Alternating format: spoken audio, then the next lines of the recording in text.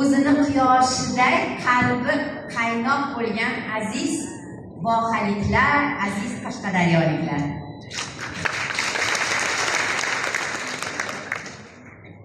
Hammangizni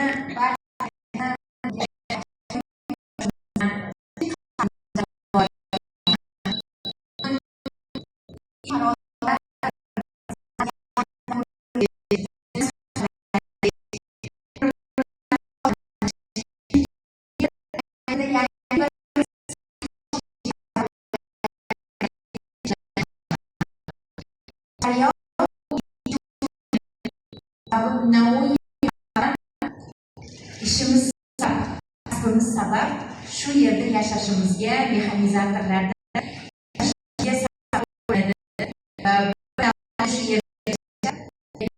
farzandim meni qizim shu yerda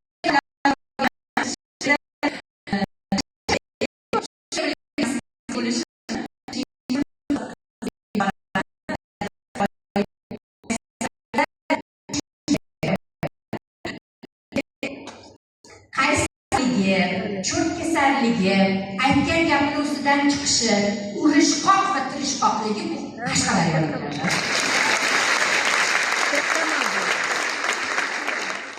Hozirgina poyezddan tushdim, Afrosiyobga keldim. Judayam poyezdda kelgim keldi. Sababi tarixni eslab keldim kelgunimcha. 10 yil muqaddam Xo'jayinimni mashinlarida qatnardik. Toshkentga, Qashqadaryodan uyga borib keladigan paytimizda shundoq shahardan qarshidan chiqqandan cho'li biyobon boshlanardi. Uzoqqacha u cho'l davom etardi. Hozir poyezdda kelyapman.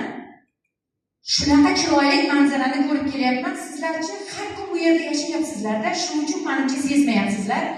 Shunaqa chiroyli manzara yonimda o'tirgan odamga aytyapman. Qarshi boshlandimi? Ha yo'q, Qarshiga hali yetganimiz yo'q. Qarshiga kirib keldikmi deyman.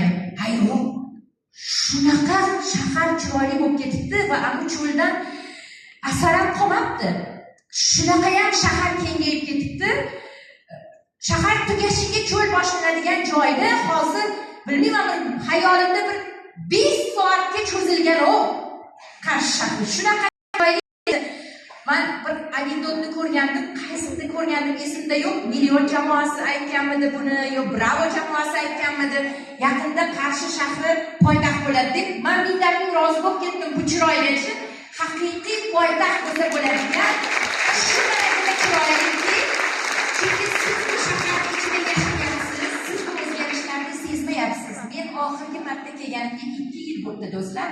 2 yil ichida bu shahar shunchalar chiroyli va shunchalar yashil bo'lib ketibdi, shunchalar yangi binolar ko'pki, men to'g'risi rivojlanish bo'yicha bugun respublikada eng ilg'or qatorlarda bu Qashqadaryo deb hisoblayman.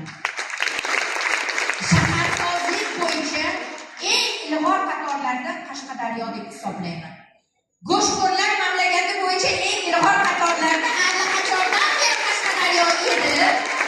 Ammo bugun farzandlarini oliy ma'lumotli qilish bo'yicha eng ilg'or qatorda Qashqadaryo.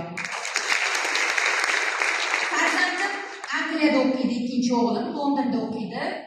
Shu kompaniyaga behisob minnatdorchilik bildiraman, chunki shu yerdan topgan daromadlar bilan o'qiymiz. Katta farzandlarim chet elda o'qigani uchun hamma do'stlari farzandlarini boshqa davlatlarda grant yutib o'qishi bo'yicha ham Qashqadaryo bu respublikada nomer 1.